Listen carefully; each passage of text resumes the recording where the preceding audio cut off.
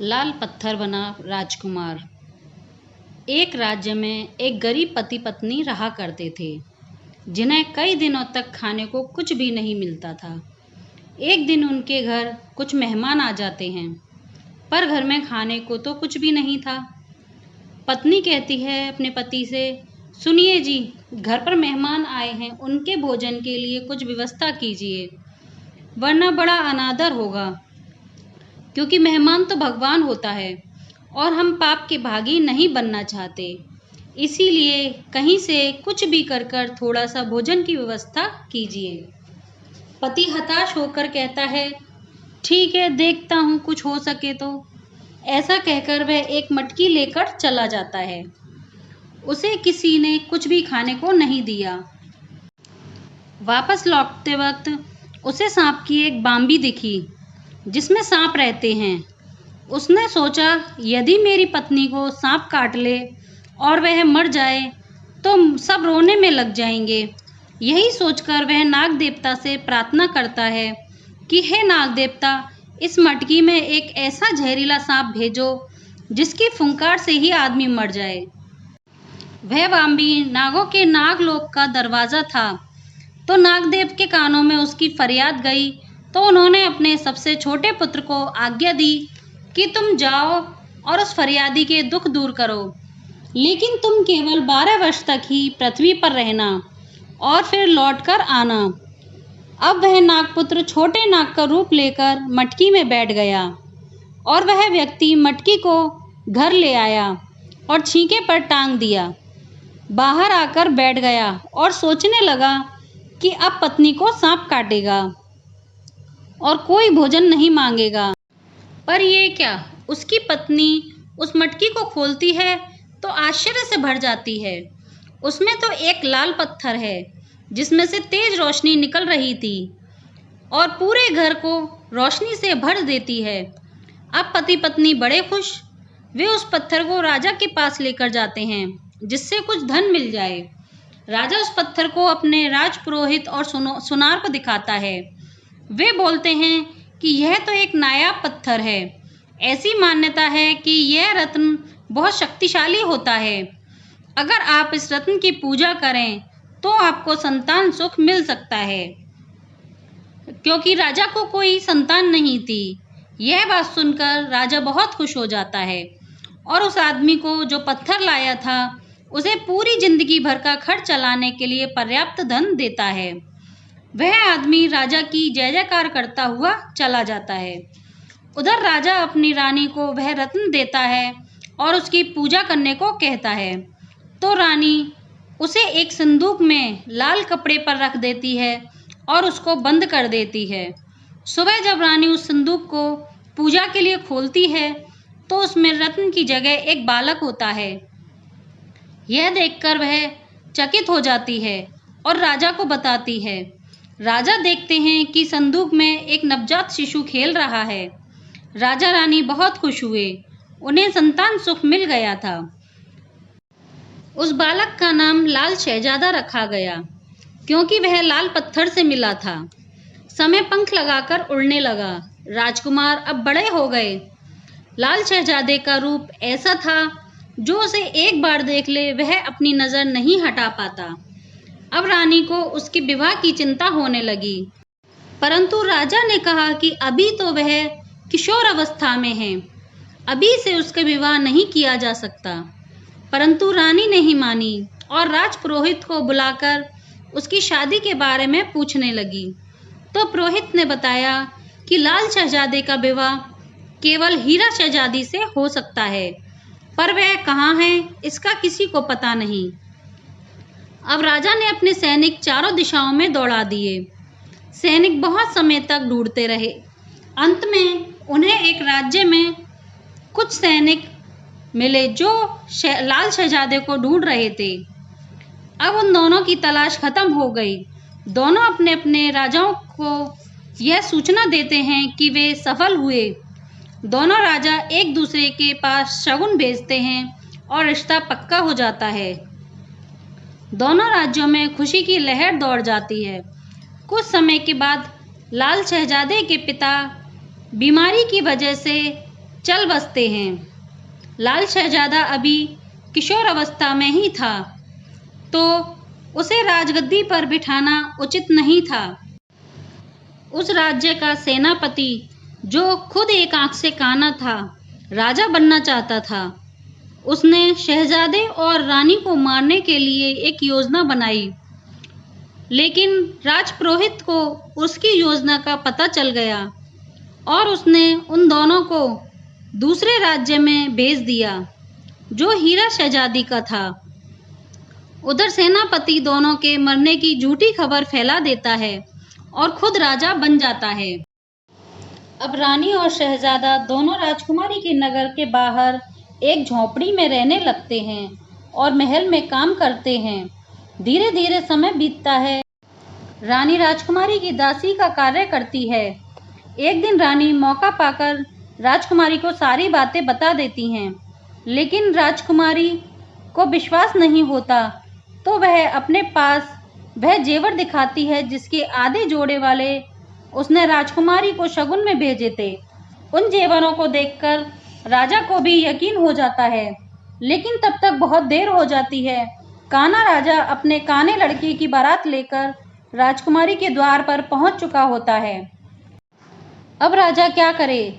वह सेनापति और राजपुरोहित को एक साथ बुलवाता है और उनसे कुछ उपाय करने को कहता है। राजपुरोहित एक उपाय सुझाते हैं कि राजकुमारी की जगह अपनी एक कुशल वीरांगना से काने राजकुमार का विवाह करवा देते हैं, और जब राजकुमारी को उनके ननिहाल भेज दिया जाएगा, तब शत्रुओं पर विजय प्राप्त कर लेंगे तो उन्हें वापस बुलवा लेंगे। राजा ने ऐसा ही किया। अब लाल शहजादा और हीरा शहजादी रूप बदलकर राज्य से निकल गए। चलते चलते रात हो गई। तब दोनों नगर की एक धर्मशाला में रुकते हैं। लाल दोनों घोड़ों को खूंटे से बांध देता है और हीरा शहजादी से कहता है, हीरा, हम बाजार से अपने लिए और घोड़ों के लिए कुछ खाने के लिए लेकर आते हैं, तब तक तुम यहाँ विश्राम करो। हीरा शहजादी हाँ में सर हिलाती है। लाल शहजादा नगर में बाजार में घूमता है। एक दुकान से वो अपने लिए और खाने का कुछ सामान खरीदता है और दुकानदार को कहता है कि भाई, अभी यह सामान अपने पास रख लो, हम वापसी में सामान ले जाएंगे। दुकानदार ठीक है कहकर सामान अपने पास ही रख लेता है। लाल शहजादा फिर आगे जाता है, कई दुकानों से और भी सामान खरीदता है और वहीं छोड़ देता है। घोड़ों के लिए भी कुछ ज़रूरत का सामान खरीदा और उसे भी वहीं उसी दुकान पर छोड़ दिया कि वापसी में ले जाएंगे। सभी सामान खरीदने के बाद लाल शहजादे की नज़र एक पान की दुकान पर जाती है। लाल शहजादा सोचता है कि भोजन करने के बाद पान का भी स्वाद लिया जाए। ये सोचकर लाल शहजादा पान की दुकान पर जाता है। पान वाले को कहता है, भाई जरा 2 पान देना। पान वाला लाल शहजादे की तरफ देखते हुए बोलता है, भाई मुसाफिर लगते हो, पहली बार देख रहा हूँ। लाल शहजादा बोला, हाँ भाई, हम मुसाफिर हैं, तुम जरा 2 पान लगा दो। पान वाला बोला, अच्छा भाई, ये बताओ कौन सा पान खाओगे, बाजारू या घरेलू? ये सुनकर लाल शहजादा सोच में पड़ जाता है, ये घरेलू पान क्या होता है?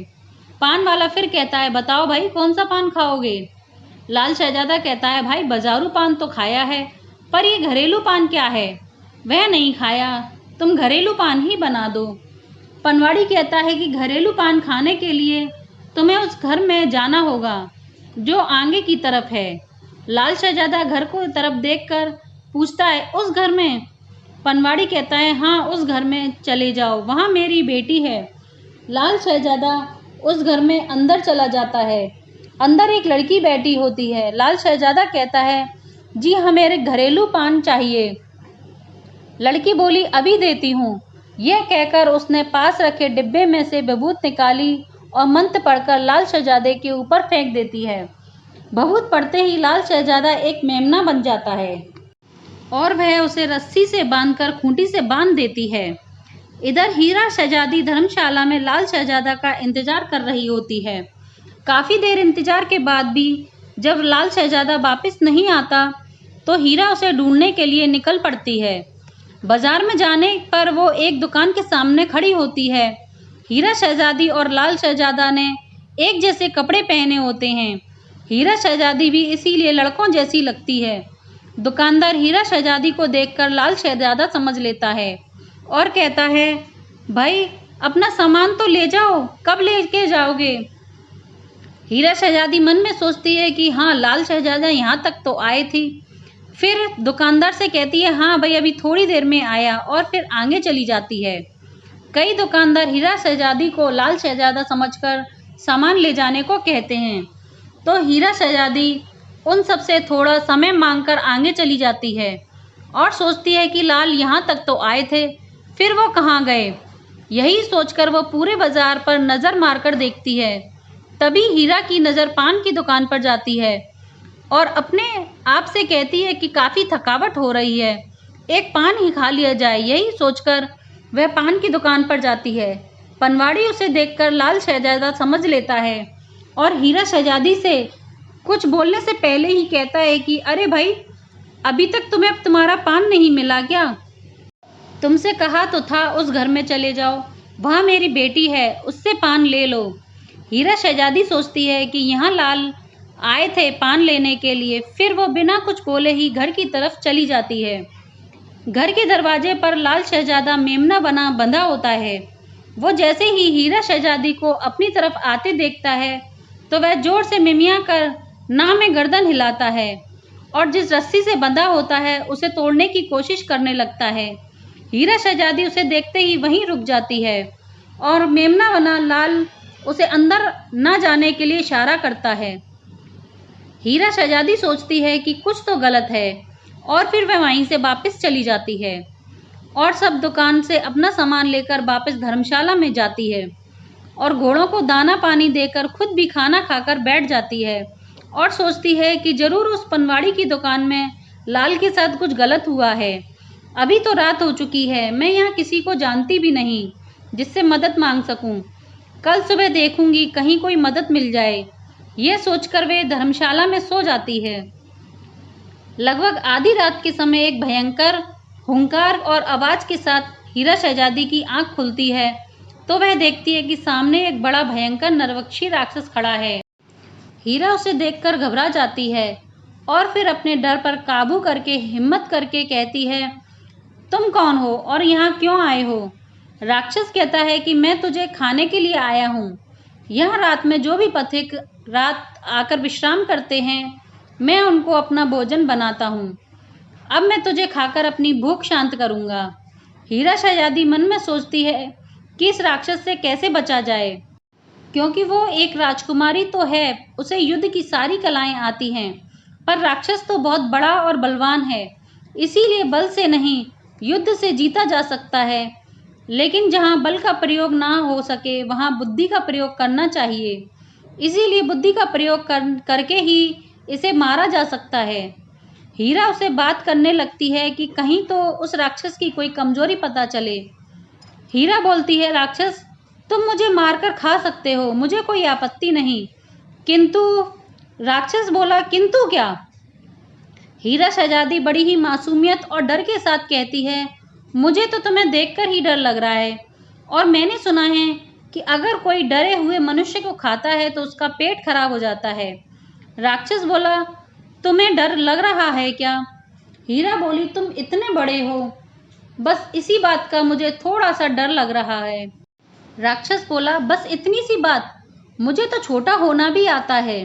हीरा शहजादी बोली, अच्छा? राक्षस बोला, दिखाऊं? हीरा शहजादी बोली, हाँ दिखाओ, कितना छोटा हो सकते हो तुम? राक्षस बोला, अभी दिखाता हूँ। यह कहकर राक्षस धीरे धीरे छोटा होने लगता है और जैसे ही राक्षस बिल्कुल छोटा हो जाता है, हीरा तलवार से उसका सर काट देती है। सर कटते ही राक्षस नीचे धरती पर गिरकर मर जाता है और वापस से अपने असली आकार में आ जाता है। हीरा शहजादी उस राक्षस के नाक और कान काट कर अपने पास रख लेती है और वापस से सो जाती है। सुबह होते ही धर्मशाला के बाहर और भीतर लोगों की भीड़ लग जाती है। इतने बड़े राक्षस का सिर कटा धरती पर उसके पास पुरुष वेश में सोई हुई हीरा शहजादी को देखकर लोग तरह तरह की बातें करने लगते हैं। लोगों के शोरगुल को सुनकर शहजादी की आंख खुलती है और उठकर आसपास के लोगों से पूछे जाने पर उससे पहले कि राज्य के सिपाही आ जाते हैं और एक सिपाही कड़क आवाज में पूछता है, ए लड़के, इस राक्षस को किसने मारा? हीरा शहजादी थोड़ी सी भारी आवाज में बोलती है, मैंने मारा। सिपाही बोला, क्या सबूत है इसको तुमने मारा? हीरा शहजादी अपने पास से राक्षस के कटे हुए नाक और कान निकालकर दिखाती है। सिपाही हीरा शहजादी को पकड़कर राज दरबार में ले जाता है और राज दरबार में राजा के सामने पेश करते हैं। राजा भी हीरा शहजादी के वस्त्रों को देखकर उसे पुरुष समझता है और हीरा शहजादी से कहता है, नवयुवक, क्या ये सत्य है कि उस राक्षस को तुमने मारा? हीरा शहजादी भारी आवाज में बोलती है, हाँ महाराज, मैंने ही उस राक्षस का वध किया है। महाराज खुश होते हुए उस युवक से कहते हैं कि इस राक्षस को मारकर तुमने हमारी राज्य पर एहसान किया है। बहुत समय से इस निशाचर ने हमारे राज्य में उत्पात मचा रखा था। आज तुमने हमें और हमारे राज्य को संकट से उबारा है। हमने प्रण लिया था कि जो भी उस राक्षस का अंत करेगा उसका विवाह मैं अपनी पुत्री पन्ना से करूंगा। उस राक्षस का अंत तुमने किया, इसीलिए अब मैं तुम्हारे साथ अपनी पुत्री पन्ना का विवाह करने की घोषणा करता हूँ। ये सुनकर हीरा शहजादी चौंक जाती है और मन में सोचती है कि मैं भी एक स्त्री हूँ और एक स्त्री का विवाह एक स्त्री के साथ कैसे हो सकता है। और फिर महाराज को अपनी सच्चाई बताने की सोचती है, लेकिन कुछ सोचकर चुप हो जाती है। शुभ मुहूर्त में हीरा शहजादी और लाल की तलवार, बर्छी तथा फरसा लेकर विवाह मंडप में आ जाती है और उसका विवाह राजकुमारी पन्ना के साथ हो जाता है। पहले समय में यदि कोई किसी के शस्त्र वस्त्र के साथ विवाह विधि करता है तो वह विवाह मान्य होता था। रात के समय हीरा शहजादी कक्ष में जाती है, वहां राजकुमारी को सब सच्चाई बता देती है। राजकुमारी पन्ना बोलती है, तो दीदी, आप ही कोई रास्ता निकालिए हमारे स्वामी को वापस लाने का। मुझे विश्वास है कि जब आप उस राक्षस को मार सकती हैं तो आप उन्हें भी वापस ला सकती हैं। हीरा शहजादी हाँ में सिर हिलाती है और फिर कुछ सोचती है किस तरह लाल शहजादा को वापस लाया जाए। फिर थोड़ी देर बाद कहती है, राजकुमारी, आप अपने पिता महाराज से कहिए कि हम राज्य के प्रत्येक प्राणी को, चाहे वह मनुष्य हो या पशु पक्षी, कोई भी हो, सभी को अपनी अपनी नज़रों के सामने से गुजरता हुआ देखना चाहते हैं। अगले दिन राजकुमारी पन्ना ने ऐसा ही किया। उसने अपने पिता महाराज से कहा कि पिताजी, हम राज्य के प्रत्येक प्राणी को अपनी आंखों के सामने से गुजरता हुआ देखना चाहते हैं कि हमारे राज्य में कौन कौन है। तब क्या था, राजा ने अपनी पुत्री की इच्छा पूरी करने के लिए पूरे राज्य में ऐलान करवा दिया। कुछ ही देर में नगर के सभी वासी महल में पहुंच गए। राजकुमारी पन्ना और हीरा शहजादी पुरुष का वेश धर के एक झरोखे में बैठ गए और सभी नगरवासी उनकी नज़रों के सामने से गुजरने लगे। राज्य के सभी पशु पक्षी उनकी नज़रों के सामने से निकाले गए। हीरा शहजादी देखती रही, वो पनवाड़ी और उसकी बेटी और मेमना नहीं आए। तब हीरा राजकुमारी से कहती है, अभी राज्य के सभी प्राणी नहीं आए हैं। राजकुमारी पन्ना अपने पिता से कहती हैं कि पिताजी, अभी राज्य के सभी प्राणी नहीं आए। ये सुनकर राजा सिपाहियों को आदेश देता है कि जाकर देखो कि नगर में कौन रह गया है, जो भी हो उसे पकड़कर लाओ। सिपाही पूरे राज्य में देखते हैं तो पनवाड़ी और उसकी बेटी और वो मेमना घर पर ही होते हैं। सिपाही उन्हें पकड़ कर ले आते हैं और राजकुमारी हीरा शहजादी के सामने से ले जाते हैं। हीरा मेमना को देखते ही राजकुमारी पन्ना से कहती है, राजकुमारी, कहो कि ये मेमना मुझे चाहिए। राजकुमारी सिपाहियों से मेमना लाने को कहती है। सिपाही उस लड़की से मेमना लेने लगते हैं तो वो लड़की और वो पनवाड़ी बहुत ही नानुकुर करते हैं, पर राजा के सिपाही के सामने ज़्यादा क्या कहते, मृत्यु के भय से चुप होकर चले जाते हैं। हीरा उस मेमने को लेकर अंदर कक्ष में आती है और उसके पूरे शरीर पर हाथ फेरकर देखने लगती है तो उसे गर्दन पर एक धागा बंधा हुआ महसूस होता है। तब हीरा उस धागे को तोड़ती है तो लाल शहजादा वापस मेमने से मनुष्य बन जाता है। तब हीरा शहजादी लाल शहजादे को राजकुमारी पन्ना से मिलवाती है और उनके विवाह की बात बताती है। लाल शहजादा सच जानने के बाद कहता है कि हम यहीं कुछ दिन के लिए रहेंगे, फिर मौका देखकर राजा को सारी सच्चाई बता देंगे, जिससे हमें हमारा राज्य वापस मिल सके। इधर नागलोक में नागराज कहते हैं कि कितना समय हो गया हमारे पुत्र को पृथ्वी पर गए हुए। हमने अपने पुत्र से कहा था कि 12 वर्ष पूरे होने पर वापस आ जाना, किंतु अब तो 24 वर्ष गुजर गए, किंतु हमारे पुत्र लाल अभी तक नहीं आए। फिर उन्होंने अपने मंत्री से कहा, मंत्री जी, जासूस को बुलाएं जो हमारे पुत्र का भेद लगा सके कि वो कहाँ है। जासूस कुछ ही समय में लाल के बारे में पता लगाकर नागराज को संदेश देता है। नागराज, उन्होंने तो 2 विवाह किए हैं और वो आराम से अपना जीवन व्यतीत कर रहे हैं। मुझे नहीं लगता कि वो वापस नागलोक में आएंगे। नागराज बोले, नहीं, ऐसा नहीं हो सकता। वो हमारे सबसे छोटे और सबसे प्रिय पुत्र हैं। हम उन्हें वापस अवश्य लाएंगे। नागराज मंत्री से कहते हैं कि दूती को बुलाओ।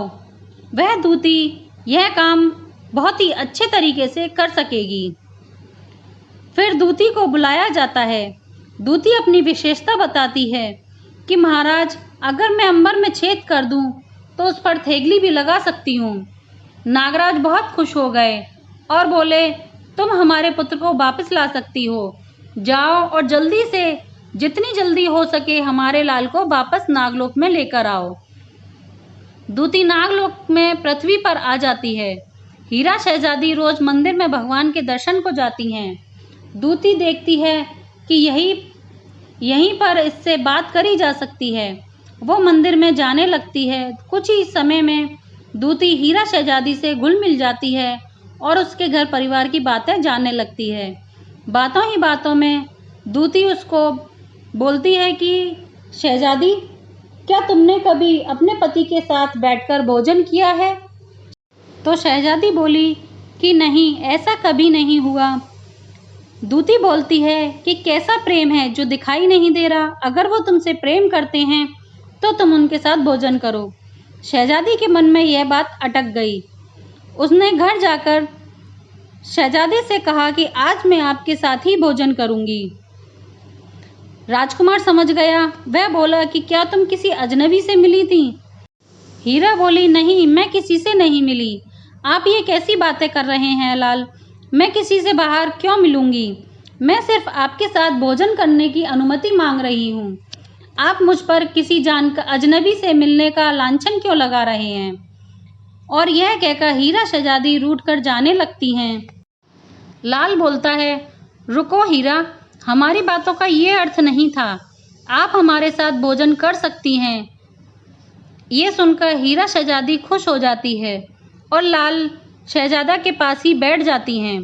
लाल शहजादा बोले कि किंतु हमारे साथ भोजन करने के लिए आपको एक नियम का पालन करना होगा। हीरा शहजादी बोली, कौन सा नियम? लाल शहजादा थाली के भोजन के 2 हिस्से करता है और कहता है, आपके भाग का भोजन हमारे भाग में नहीं आना चाहिए और हमारे भाग का भोजन आपके भाग में नहीं जाना चाहिए। हीरा खुश होकर कहती है, बस इतनी सी बात हमें मंजूर है। ये कहकर लाल शहजादे की थाली से ही भोजन करने लगती है। लाल शहजादे के मन में शंका हो जाती है कि जरूर कोई ना कोई बात है। हीरा ने आज भोजन करने की हट करी है, वरना ये हमेशा हमारी बात मानती है। अगले दिन सुबह हीरा शहजादी फिर मंदिर में जाती है और लाल शहजादा छुपकर उसका पीछा करता है। मंदिर में हीरा शहजादी को वही औरत फिर मिलती है और पूजा करने के बाद दोनों में बातों का सिलसिला शुरू हो जाता है। और सुनाओ बहन, कल तुमने क्या अपने पति के साथ भोजन किया? हीरा खुश होकर कहती है, हाँ, उनके साथ मैंने भोजन किया। अच्छा, फिर एक बात और बताओ, क्या तुम्हारे पति की जात क्या है? हीरा शहजादी बोली, जात? औरत बोली, हाँ जात, तुम्हें पता तो है ना? हीरा सुकुचाई वो बोली, नहीं, वो तो मुझे नहीं पता। औरत बोली, कमाल है, तुम तो कह रही हो कि तुम अपने पति से बहुत प्रेम करती हो और तुम्हें उनकी जात भी नहीं पता। ये कहकर वह औरत वहाँ से चली जाती है लाल शहजादा उनकी ये बातें छुपकर सुन लेता है। हीरा कुछ देर वहीं बैठी रहती है और फिर वापस घर के लिए आती है। इधर महल में लाल शहजादा पहले से ही हीरा का इंतजार कर रहा था। ये सोचकर वो घर में आएगी और उसे सब प्यार से समझा दूंगा। हीरा शहजादी महल में आकर गुस्से से अपने कक्ष में पलंग पर बैठ जाती है। लाल शहजादा हीरा शहजादी के पास जाता है और कहता है, हीरा, हमें आपसे कुछ बात करनी है। लेकिन हीरा गुस्से में खड़ी हो जाती है और कहती है, लाल, मैं आपसे कोई बात नहीं करूँगी जब तक आप मेरे प्रश्न का उत्तर नहीं देते। लाल बोला, हीरा, हम आपके एक एक प्रश्न का उत्तर देंगे, बस एक बार आप हमारी बात सुन लीजिए। हीरा बोली, नहीं लाल, जब तक आप मेरे प्रश्न का उत्तर नहीं देंगे तब तक मैं आपकी कोई बात नहीं सुनूंगी। हीरा बोला, संसार में 3 हट सबसे ज़्यादा खतरनाक होते हैं, बाल हट, राज हट और स्त्री हट। हीरा गुस्से से बोली, लाल, आप मुझसे तभी बात कीजिए जब आप मेरे प्रश्न का उत्तर देने के लिए सज हों, अन्यथा ये व्यर्थ का उपदेश ना दें।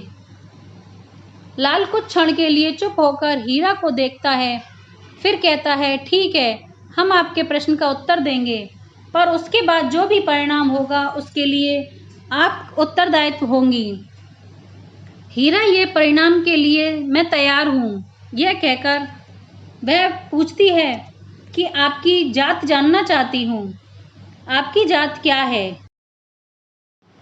लाल कहता है, हम आपके प्रश्न का उत्तर यहाँ नहीं दे सकते, आपको हमारे साथ कहीं चलना होगा। हीरा बोली, आप कहीं पर भी ले चलिए, मैं आपके साथ वहाँ चलने के लिए तैयार हूँ, बस मुझे अपने प्रश्न का उत्तर चाहिए। लाल बोले, तो चलिए आप हमारे साथ। और फिर लाल शहजादा हीरा शहजादी को अपने साथ नदी के किनारे पर ले जाता है। हीरा पूछती है, लाल, आप मुझे यहाँ क्यों लाए हैं? लाल कहता है, आपको अपने प्रश्न का उत्तर चाहिए ना? हीरा बोली, हाँ। लाल शहजादा उस नदी में उतरने लगता है। हीरा शहजादी वहीं नदी के किनारे पर खड़ी होकर देखती है। लाल जब कमर तक पानी में हो जाता है तो पीछे मुड़कर देखता है और कहता है, एक बार फिर सोच लो हीरा, अपनी हट छोड़ दो। लेकिन हीरा नहीं मानती। फिर लाल आगे और बढ़ता चला जाता है। जब गर्दन तक पानी हो जाता है तो फिर पीछे मुड़कर कहता है, हम आखिरी बार कह रहे हैं, क्या अब भी आपको हमारे बारे में जानना है? लाल शहजादे का इस तरह बार बार पूछना हीरा शहजादी के मन में और उत्सुकता को जगाता है। लाल गर्दन तक नदी में खड़ा होकर फिर से चिल्लाकर कहता है, तो ठीक है, अब आगे जो होगा उसका उत्तरदायित्व आपका होगा। और ये कहकर नदी में डुबकी लगाता है और सर्प रूप में अपना फन बाहर निकाल कर कहता है, देख लो हीरा, ये हमारी जात, हमारा असली रूप, और अब हम जा रहे हैं हीरा, हमेशा के लिए। यह कहकर लाल शहजादा वापस नदी में डुबकी लगाता है और चला जाता है। तो दोस्तों, आगे की कहानी जानने के लिए हमारे अगले भाग का इंतज़ार करें। धन्यवाद।